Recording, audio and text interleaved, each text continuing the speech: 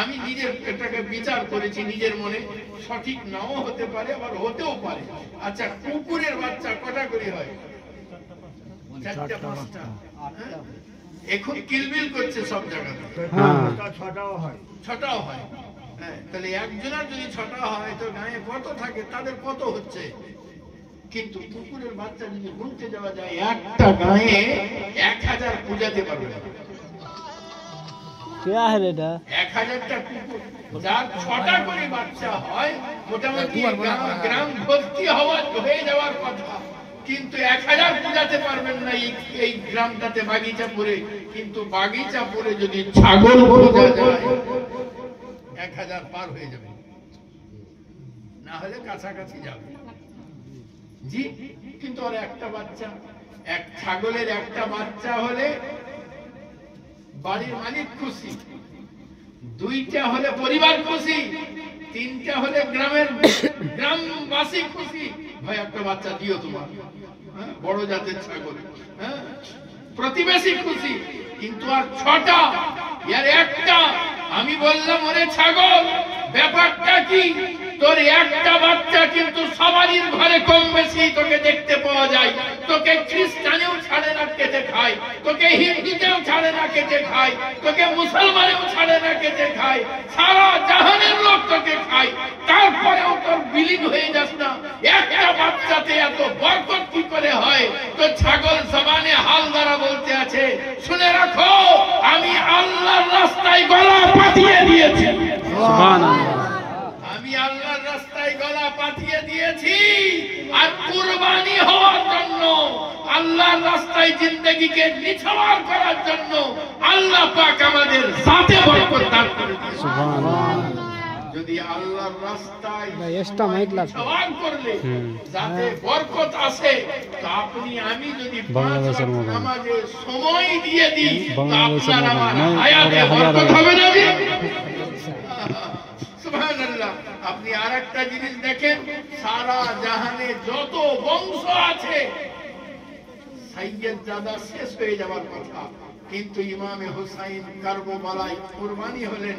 আপনি আল্লাহ আল্লাহ রাসূলকে রাজি করার জন্য মাথা পাতিয়ে দিলেন। এমন জায়গা নাই যেখানে আলে রাসূল। সুবহানাল্লাহ, সুবহানাল্লাহ। জি সুবহানাল্লাহ। কুরবানি যে জিনিসটা আল্লাহর জন্য উৎসর্গ করবেন, তার বরকতই আলাদা। যে জিনিসটা আল্লাহর জন্য করবেন, তার রঙই কিছু আলাদা হবে। যে জিনিসটা আল্লাহকে রাজি করার জন্য করবেন, তার সুবহানাল্লাহ রঙ্গাতি কিছু আলাদা হবে। আমি পড়েছি মহামূল্যবান পবিত্র কালাম মাজিদ থেকে আয়াতে পাক, আল্লাহ পাক ঘোষণা করেন। আর একটা জিনিস আমি লক্ষ্য করতে পারি, আমাদের কত কিছু হারিয়ে গেছে, চোখে পানি চলে আসছে। আমাদের ছিল প্যারা মুস্তাফা সাহিবের লাওলা, সুন্নাতের ডালি দিয়ে দিয়েছিলেন আমাদেরকে, আমরা হারিয়ে দিয়েছি সব। আজকে বাংলা মিডিয়াম, ইংলিশ মিডিয়াম এবং অন্যান্য মিডিয়াম, আরবি মিডিয়াম ছাড়া, মানে মাদ্রাসা ছাড়া যত মিডিয়ামের পড়ালেখা করানো হয়, সবাই স্যাররা বলেন, এই তোমরা স্কুলে যাও, বদমাশি করছো কেন? এক ছড়ির বাড়ি।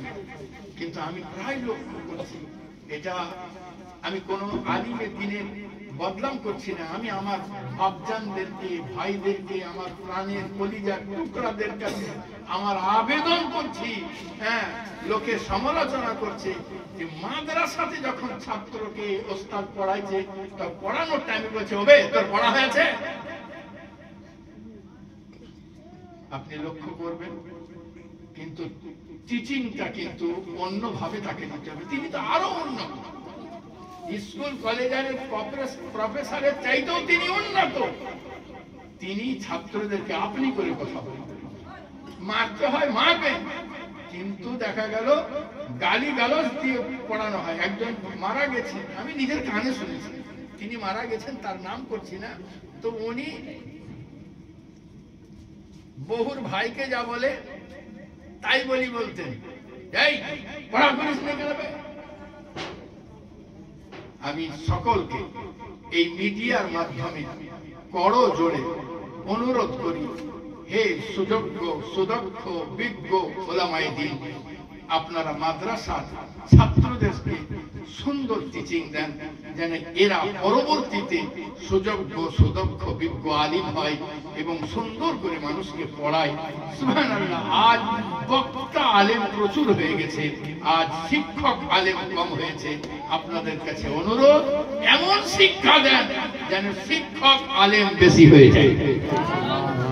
সুবহানাল্লাহ।